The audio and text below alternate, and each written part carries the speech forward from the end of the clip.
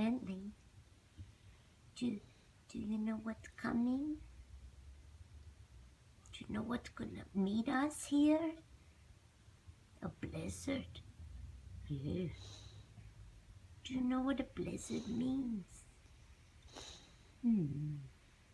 Let me think about this for a minute, Ma.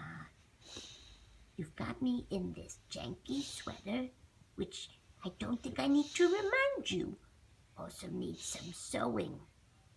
I give you points for creativity, so it fits me, but really, before this so-called blizzard, whatever that is, comes here, yes, I'm talking to you. You need to fix these armholes.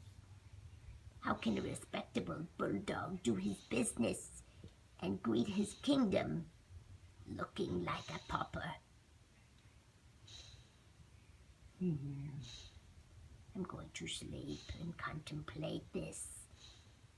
And when I awake, I expect that needle and thread to be in your servant's hands.